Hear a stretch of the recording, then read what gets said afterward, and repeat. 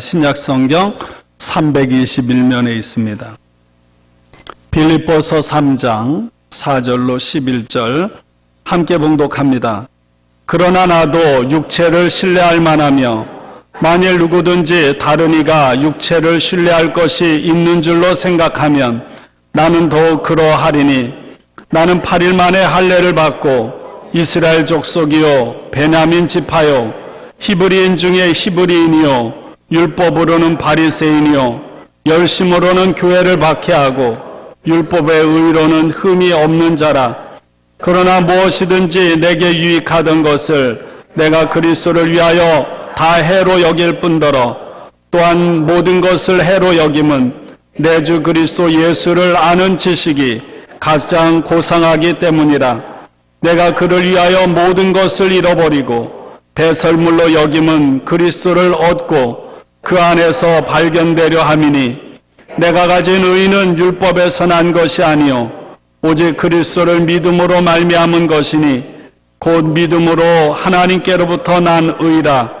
내가 그리스도와 그 부활의 권능과 그 고난에 참여함을 알고자 하여 그의 죽으심을 본받아 어떻게 해서든지 죽은 자 가운데서 부활에 이르려 하노니. 아멘.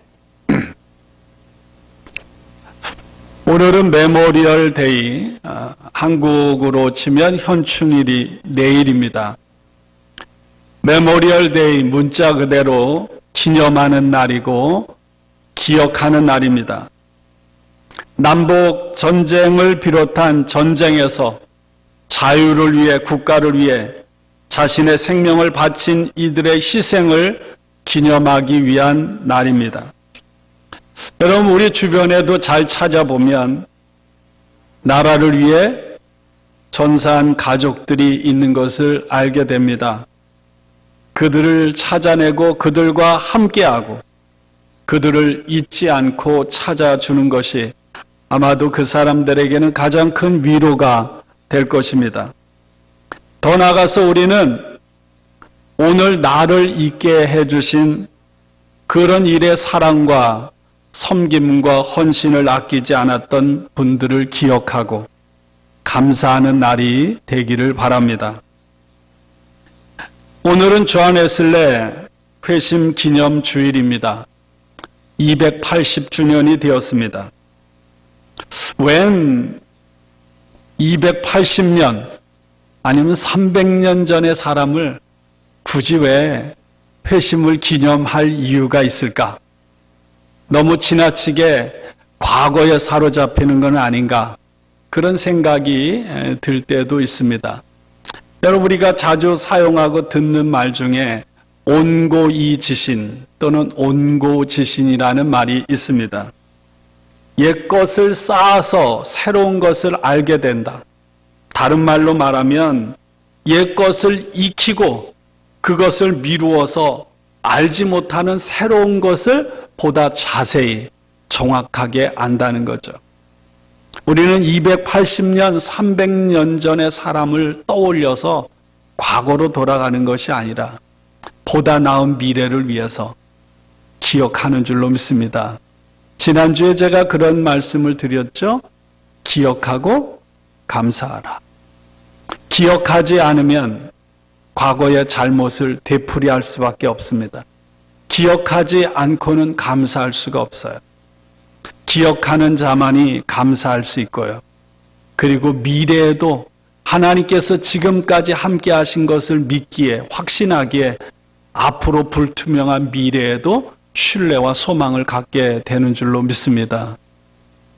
1738년 5월 24일 밤에 존 웨슬레는 그가 그토록 갈망하던 내적인 확신을 갖게 됩니다. 예수 그리스도께서 내 죄를 용서해 주셨다는 것, 그러므로 말미암아 나는 죄와 사망의 법에서 해방되었다는 내적인 확신을 갖게 되었습니다. 웨슬리는 일기에 이렇게 썼습니다. 저녁에 나는 내키지 않는 마음으로 올더스게이트 거리에 있는 한 소사이어티에 참여했는데 그곳에서 어떤 이가 루터의 로마서 서문을 읽고 있었다.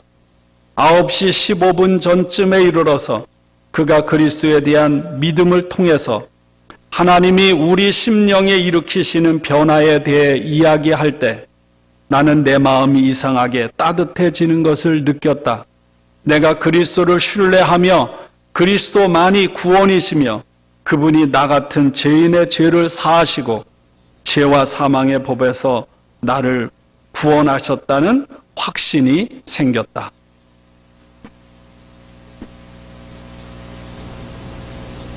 여러분, 존 웨슬레는 할아버지도 목사였고요. 아버지도 목사요. 외할아버지도 목사였습니다. 신실한 청교도 어머니 가정에서 태어났고요. 어릴 때부터 철저한 하나님의 사람으로 키워졌습니다. 그는요, 그렇게 자랐고 옥스퍼드에서 공부하고 금식하고 정말 성경 벌레라고 하는 그런 조롱 섞인 별명도 듣고 구제하고 고전을 읽고 한때는 이 조지아 미국에 선교사로 오기도 했고, 근데 그에게는 그런 게 갈등과 갈망이 있었습니다. 이론적으로 머리로는 아는데, 머리로는 믿음을 가지고 있는 것 같은데 어떤 내적인 체험, 확신이 없었던 것. 여러분은 어떤가요? 여러분 어떤 내가 구원받은 것에 대한 뜨거움, 확신을 가지고 신앙생활 하시나요? 존 웨슬레는 올더스케이트에서 새롭게 체험한 뜨거운 구원의 확신을 통해서 이제까지 머리로만 알았던, 그리고 머리로만 따랐던 신앙을 가슴으로 믿고 따르는. 그래서 1739년부터는 이 웨슬레 사역에 급속한 그런 부흥의 역사들이 일어납니다. 믿음으로 말미암아 구원받았다는 뜨거운 확신에 차서 존 웨슬리는 부흥의 열정으로 영국 전역을 말을 타고 돌아다니며 복음을 전했습니다. 존 웨슬레가 설교한 처음부터 끝까지의 외침은 거룩입니다. 거룩. 다른 말로 성결. 작년에 표어가 그거였죠. 내가 거룩하니 너희도 거룩할지. 그리고 예수 그리스도를 통해서 주어지는 구원을 그는 죽을 때까지 선포했습니다. 여러분, 일생 동안에 여행해야 되는 곳이 있다 그래요. 일생 동안 우리는 여행을 하는 journey거든요. 우리 삶이라는 것. 근데 일생 동안의 여행 중에 가장 먼 여행이 머리에서부터 가슴까지 한 40cm 정도의 여행이라고 합니다. 여러분, 머리 좋은 사람과 마음 좋은 사람의 차이 아시겠어요? 머리를 아프게 하는 사람과 마음을 아프게 하는 사람의 거리 굉장히 크거든요. 또 하나의 여행이 있답니다. 그것은 그 다음에 가슴에서부터 발까지의 여행. 이것도 쉬운 게 아니에요. 여럿이 함께 어울려서 위로하고 세워주고 축복하고 격려하며 함께 나무로 혼자 고립돼서 사는 것이 아니라 숲을 이루어서 사는 여행. 그것이 우리 인생이라는 거죠. 아무리 머리가 좋은 사람이요 있어도요, 마음 좋은 사람만 못하고요.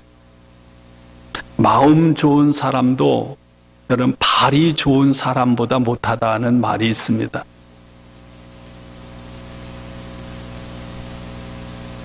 종교개혁자 마틴 루터는 이신칭의 믿음으로만 의롭다고 여김을 받는다 이렇게 강조했습니다. 스위스의 종교개혁자요 장로교 개혁 전통에서 가장 중요하게 여기는 신학자인 존 칼빈은 하나님의 절대 주권, 하나님의 의를 강조했습니다. 칼빈은 이런 얘기도 했습니다. 어떤 이들은 구원을 받기 위해 선택됐지만 어떤 이들은 멸망받기 위해 선택되었다. 이중 예정을 가르쳤습니다. 이것은 칼빈이 잘못된 게 아니에요. 칼빈은 존 웨슬레보다 200년 전에 살았던 인물이에요. 그리고 그 당시의 상황에서 칼빈은 하나님의 절대적인 주권을 가지고 제네바라고 하는 도시를 하나님의 말씀으로 새롭게 개혁하기를 원했던 그런 사람입니다. 하나님께서 선택하는 것은 우리 인간의 힘으로 어떻게 할 수가 없고 우리 인간의 머리로 다 깨달을 수 없다는 거예요. 그만큼 하나님과 인간 사이에는 엄청난 차이가 있다는 거예요.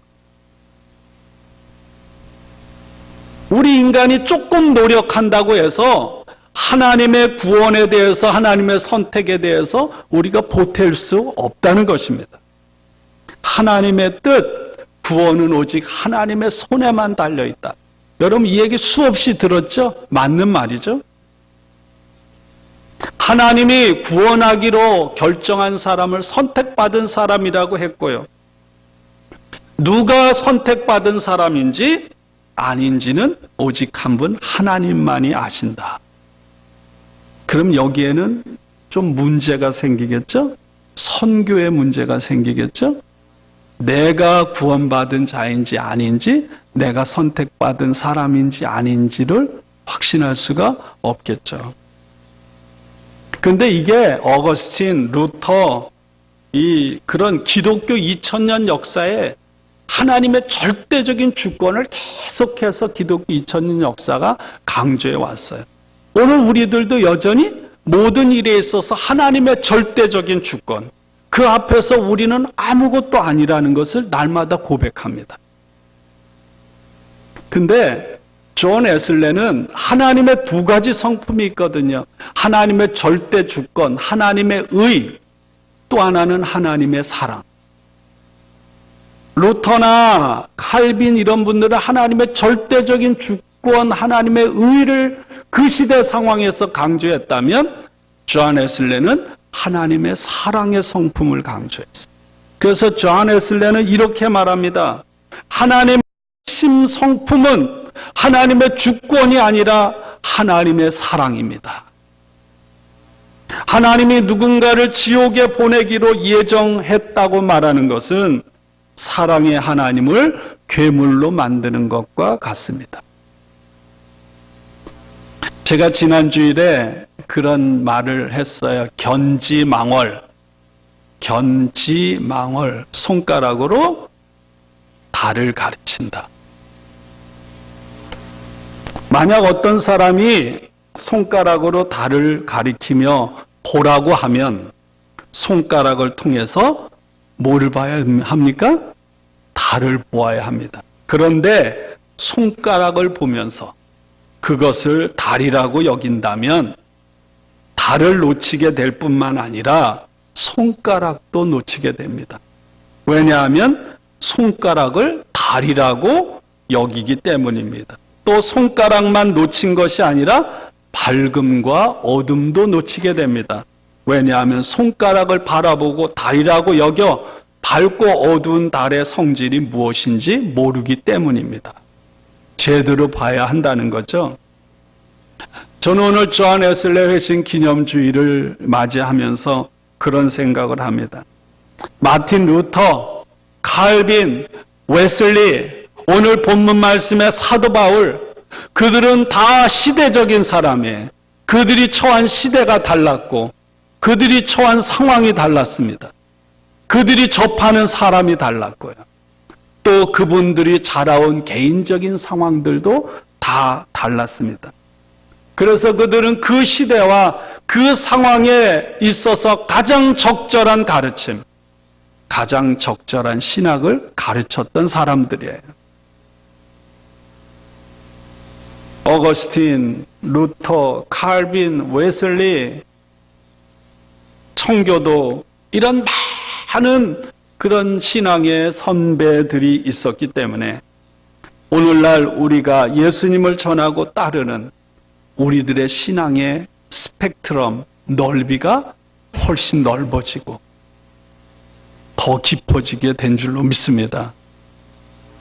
여러분, 웨슬레도 칼빈도 루터도 바울도 다리신 진리이신 예수를 가리키는 그런 손가락에 불과할 뿐임을 믿습니다.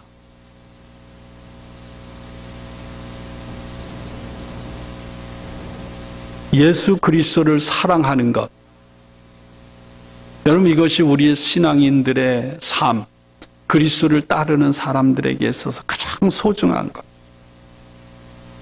물론 예수를 따르면서 그리스도를 사랑하지 않는 사람이 어디 있겠어요? 근데 한번 우리 자신을 들여다보세요. 주님을 사랑하는 마음이 얼마만큼 뜨거운가? 하나님께서 우리에게 이렇게 말했어요. 마음을 다하고 생명을 다하고 힘을 다하고 뜻을 다해 하나님을 사랑하라. 주님을 사랑하라. 그렇다면 우리가 정말 주님을 그렇게 사랑하려면요, 언제나 깨어 있어서 조금도 흐트러짐이 없는 철저한 헌신, 철저한 순종이 아니면 그 길을 따라갈 수가 없습니다. 저는 오늘 조한 웨슬레 회심 기념주일, 지난주엔 성령 강림 주일을 보내면서 저와 여러분들의 삶에서 주님을 향한 사랑이 한순간도 식지 않기를 주님의 이름으로 축원합니다. 교회에서 목사로 중직으로 신앙생활 하면서 교회를 섬기고 교회를 위한 활동, 주님을 위한 활동들이 너무너무 많아요. 밥해야죠, 김치 담궈야죠, 안내해야죠, 성가대 해야죠, 여러 가지. 그런 일이 너무나 바빠서 많은 경우에 주님과의 풍성한 사랑을 제대로 유지하지 못하고 그것조차도 생각하지 못한 채 정신없이 분주하고 보낼 때가 얼마나 많습니까? 여러분, 목숨 걸고 지켜야 돼요. 그렇지 않으면 나하고 주님과는 아무것도 아니에요. 우리는 늘 이런 위험을 가지고 사는 거예요. 마음을 잠깐 놓으면 우린 주님과 전혀 상관없는 일을 교회 와서 예배 드린다고 하면서 엉뚱한 일을 하다가 돌아가는 거예요. 요한계시록 2장에 보면 2장 3장에 소아시아 7교회들에 대한 주님의 말씀이 나와요. 그 중에 에베소 교회는 유명한 교회입니다. 훌륭한 교회였어요. 열심히 많은 교인들로 가득 찼습니다. 온갖 우리 교회처럼 어려움을 이겨냈습니다. 이들은 거룩함과 하나님의 의를 교회와 성도들의 신앙의 기준으로 삼았습니다. 바울이 2년 동안 에베소에 머물면서 특별한 가르침을 줬어요. 그 말씀 위에 든든하게 서서 오늘날로 말하면 신천지 같은 이단 거짓 사도들의 가르침도 분별해내고 물리쳤습니다. 영향을 받지 않았어요. 대단한 교회죠? 그런데 이들은 가장 소중한 것을 놓쳤습니다. 뭘 놓쳤나요? 처음 사랑.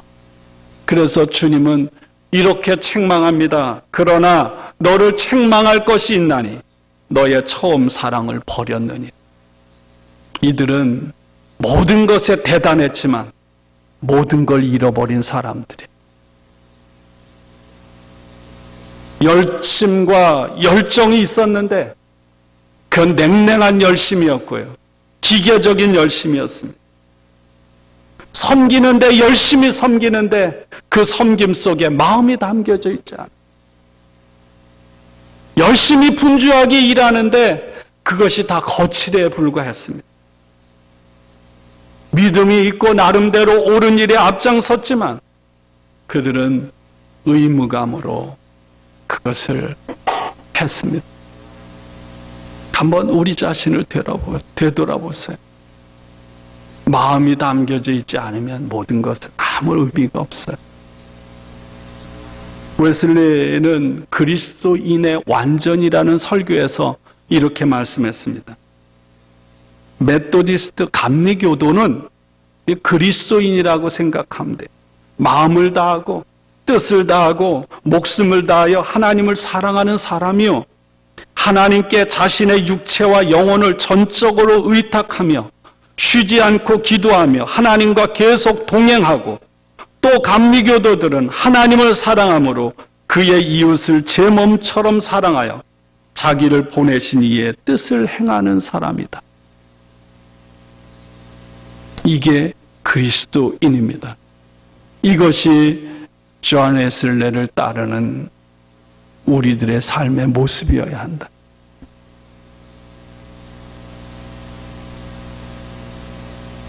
존 웨슬레가 280년 전 1738년 5월 24일 하나님 앞에서의 거듭남의 체험, 개인적인 체험, 그것은 그냥 자기 혼자만의 것으로 끝나지 않고 다른 사람들과의 관계, 그걸 가리켜 사회적인 성화라고 합니다.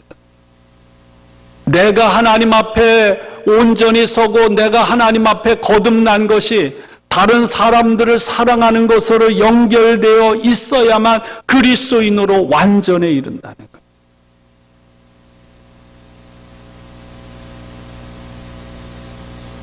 우리는 이 땅에서 죄 많은 인간이기 때문에 완전할 수가 없어요. 그럼에도 불구하고 하나님의 사랑에 사로잡혀 살아가는 삶, 그것이야말로 그리스도인의 완전이라고 말씀하셨습니다. 이 삶이 저와 여러분들의 삶이 되기를 축원합니다. 우리는 완벽하지 않아요. 완벽할 수가 없어요. 그럼에도 불구하고 하나님의 사랑에 사로잡혀 살아가는 그런 저와 여러분들이 될 수 있길 원합니다. 사도 바울은요, 자신과 예수님, 주님과의 관계가 얼마나 중요한 것인지를 한순간도 잊은 적이 없어요. 그래서 오늘 7절에서 이렇게 고백합니다. 그러나 무엇이든지 내게 유익하던 것을 내가 그리스도를 위하여 다 해로 여길 뿐더러 또한 모든 것을 해로 여김은 내 주 그리스도 예수를 아는 지식이 가장 고상하기 때문이라. 내가 그를 위하여 모든 것을 잃어버리고 배설물로 여김은 그리스도를 얻고.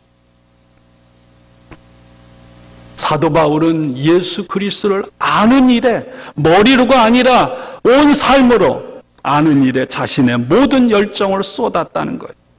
바울의 삶을 보면 예수 그리스도만큼 그에게 온전한 헌신과 충성을 끌어내는 분은, 대상은 없었음을 압니다. 여러분들은 뭐 때문에 살아가나요? 무엇이 여러분들의 인생을 끌고 갑니까? 무엇이 여러분들의 마음을 사로잡고 끌고 가나요?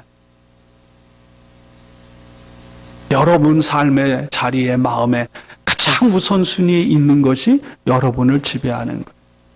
그것이 하나님, 주님이 아니라면 그것은 분명히 우상숭배입니다. 오늘 4절부터 6절까지 바울은 자신의 지난날의 모습을 이렇게 소개합니다. 한마디로 말하면 육체적으로 괜찮은 사람, 대단한 사람이라는 거예요. 육체적으로 신뢰할 만한, 자랑할 만한 것이 더 많이 있는 사람입니다. 육체의 자랑거리, 태어난 지 8일 만에 할례를 받았다. 이방인들과 섞여 사는데 자신의 몸에는 하나님의 선택된 백성이라는 칼자국이 있다는 거예요. 베냐민 지파는 이스라엘의 초대 왕을 배출한 왕족입니다. 히브리인 부모 사이에 태어난 순수한 혈통의 히브리인이었습니다. 당시 하나님의 율법을 가장 엄격하게 준행하는 바리새인이었습니다. 교회를 향한 불타는 열정으로 교회를 박해하기도 했습니다. 하나님께서 명령하신 규례나 율법을 모두 지킴으로 율법에 근거한 의를 성취하는데 필요한 조건들을 모두 갖춘 사람, 그래서 성경에는 율법의 의로는 흠이 없는 사람이다.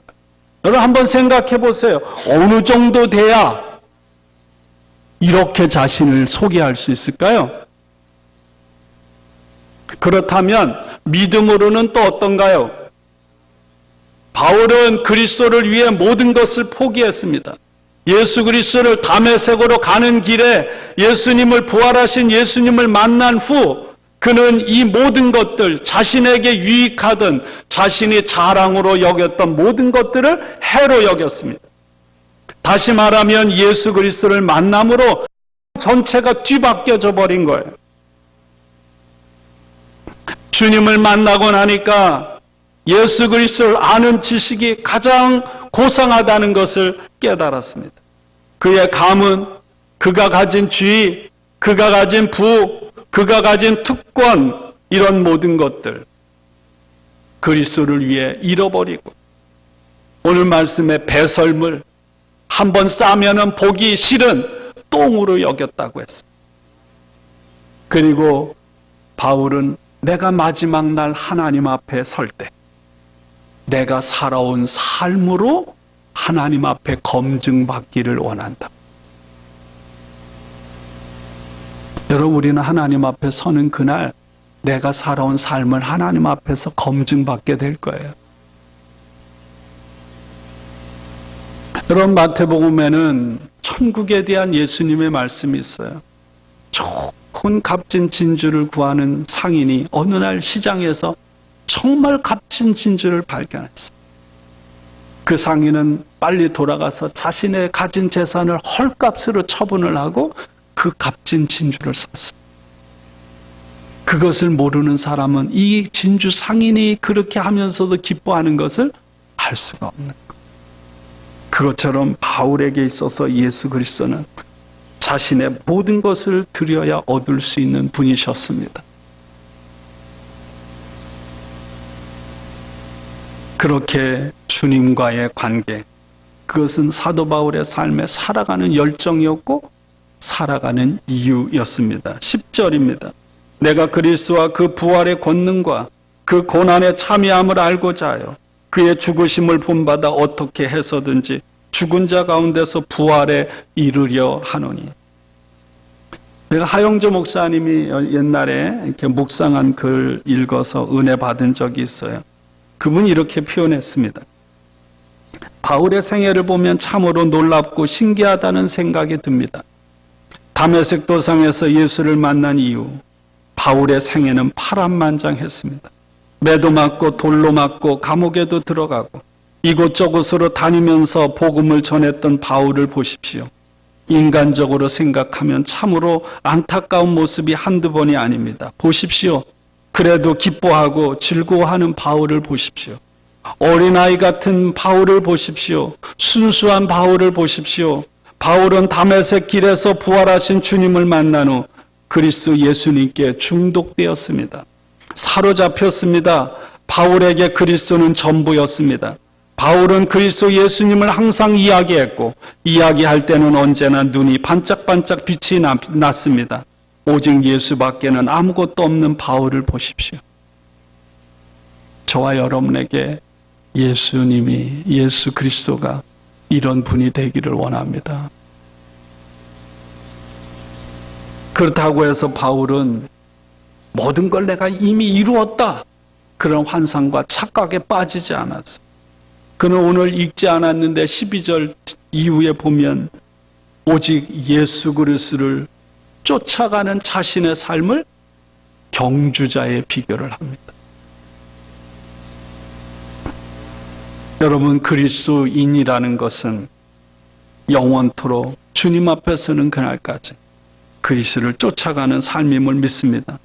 날마다 주님과 더 깊고 풍성한 관계 속으로 들어가는 삶입니다. 이미 내가 받은 것에 안주하지 않고 내 연약함과 내 불완전함을 겸허하게 하나님 앞에 고백하면서 날마다 주님 품속으로 나아가는 삶인 줄로 믿습니다. 예수 그리스도를 자랑하고 예수 그리스도를 모시고 살아가는 것을 영광으로 아는 사람, 언제나 세상 자랑이 아니라 그리스도 예수에 대해서 큰 소리로 이야기하는 사람. 그 당시 옛 유대인들은 예수님이 아닌 다른 것들을 자랑했습니다. 제자들조차도 그럴 때가 많았어요. 자신들이 유대인이라는 것, 할례 받았다는 것, 율법을 가지고 지켰다는 걸 자랑했어요. 그러나 주님을 따르는 사람들은 예수 그리스도를 자랑하는 사람임을 믿습니다. 고린도전서 13장 1절에 자랑하려는 자는 주 안에서 자랑하라. 자랑하려는 자는 주님을 자랑하라.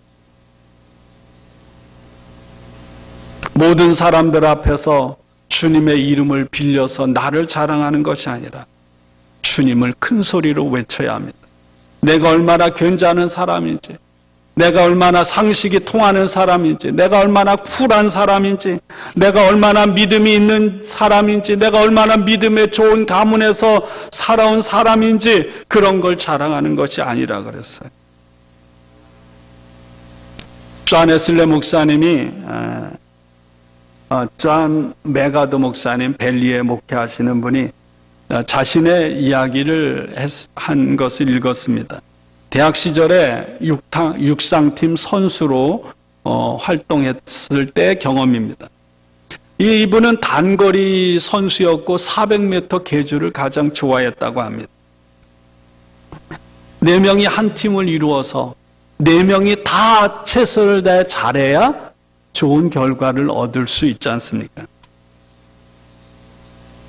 이제 경기에 나가서 첫 번째 주자가 100m를 정말 잘 달렸습니다. 그리고 두 번째 자신에게 바통이 넘겨져서 열심히 달려서 공동 1위로 달리게 됐어요. 그리고 세 번째 주자에게 바통을 넘겨주었습니다. 그 세 번째 주자도 한 중간쯤까지 1등으로 달렸고, 이렇게 가면 우리 팀이 우승하겠다. 왜냐하면 네 번째 주자는 탁월한 주자였으니까. 세 번째 주자가 절반쯤 달리다가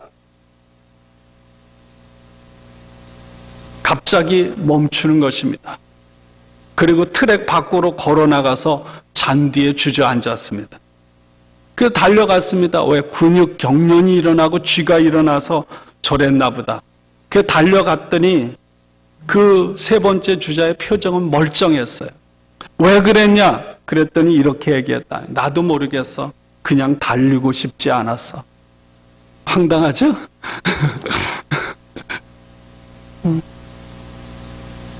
여러분, 우리의 신앙의 경주도 마찬가지 아닙니까? 잘 달리다가 잘 달리고 잘 사모하고 오다가 어느 시점인가 주님과 소원해지는 거예요. 주님과 사랑하는 관계를 그냥 끝내버리는 거예요. 이 선수처럼 그리스도인의 길, 믿음의 길, 제자의 길을 잘 달리다가 그 트랙에서 벗어나서 세상에 안주하고 세상이 주는 즐거움과 쾌락에 빠져서 주저앉아 버리는 거예요. 그럼 어떻게 되나요? 서서히 처음 사랑해서 믿음에서 떠나버리는 거예요. 혹여나 우리 수없이 그런 과정들을 많이 겪지 않아요?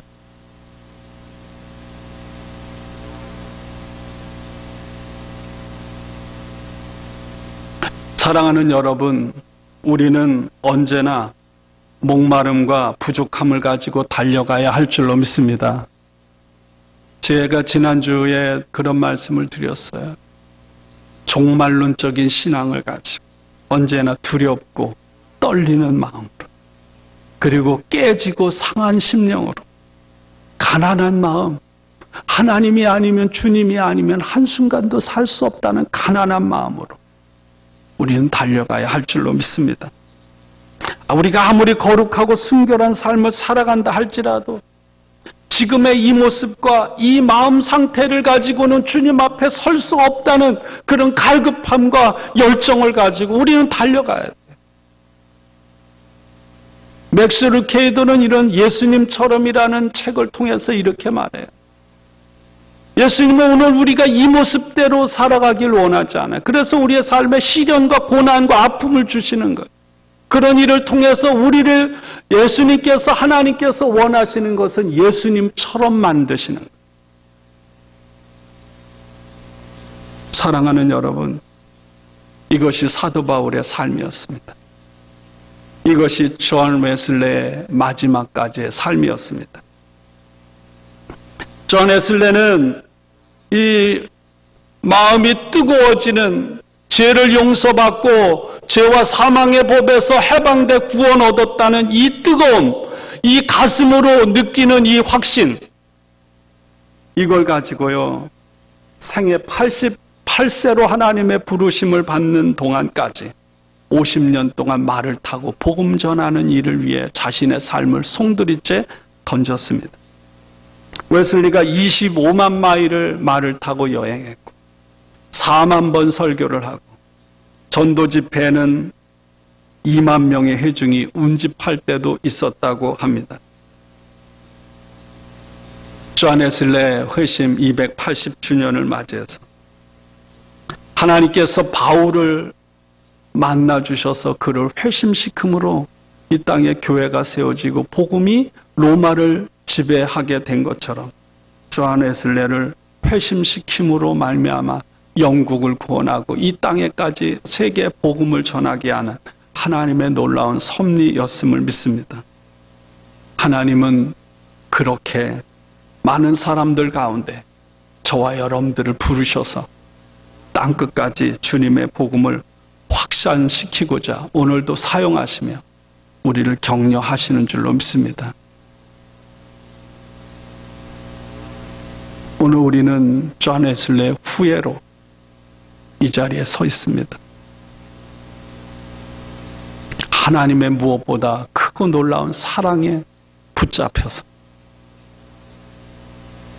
복음의 증인으로 하나님의 영광을 드러내는 사람으로 우리 생을 주님 앞에 서는 그날까지 달려가는 우리 모두가 되기를 주님의 이름으로 축복하고 축원합니다.